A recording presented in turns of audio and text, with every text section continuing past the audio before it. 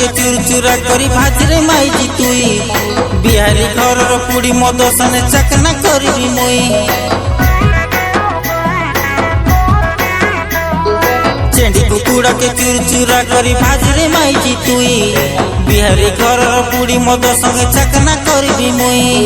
मधुआ मनर राजा रे मुई मद पीबी सबुदिने कार बुआर डाबू के नाई खाइबर कार कथा नाई सुने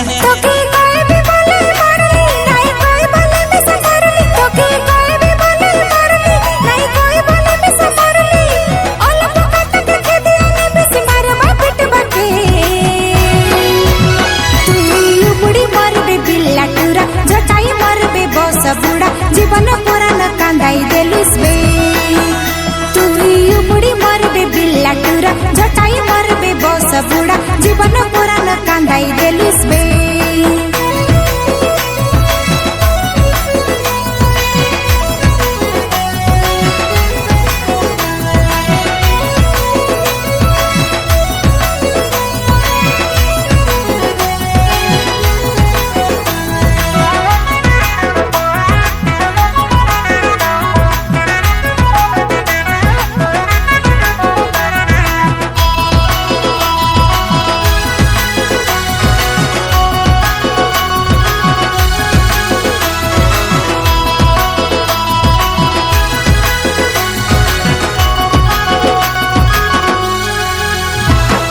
झनियाला माइजी तुई रे टेम्पर नाई हो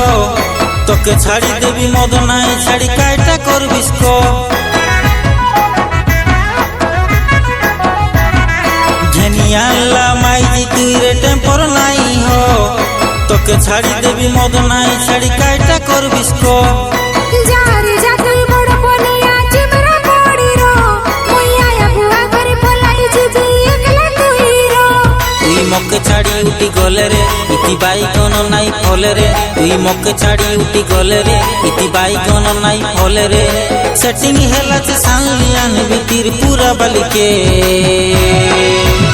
तोके किंता माइजी सानली आईसी देख देले बोले ऊपर थुक सिक्की जत नइला मधुआ भंजा के तोके किंता माइजी सानली आईसी देख देले बोले ऊपर थुक सिक्की जत नइला मधुआ भंजा के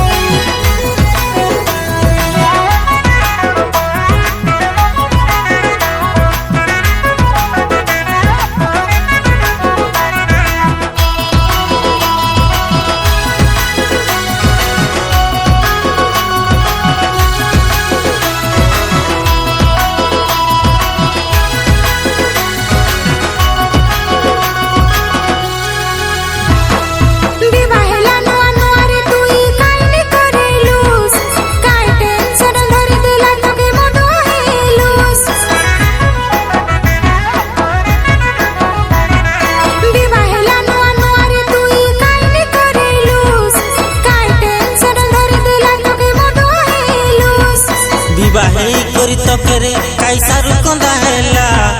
7-8 वर्ष लबे सीना नाई पिला जिला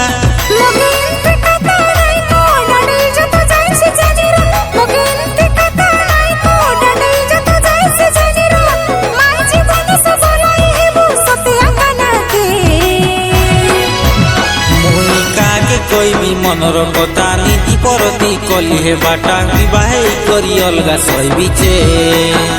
मके बाया करी देला मदर निशा सब सरी गला डाबू पैसा मद पीबाटा छाड़ी से देबी बे।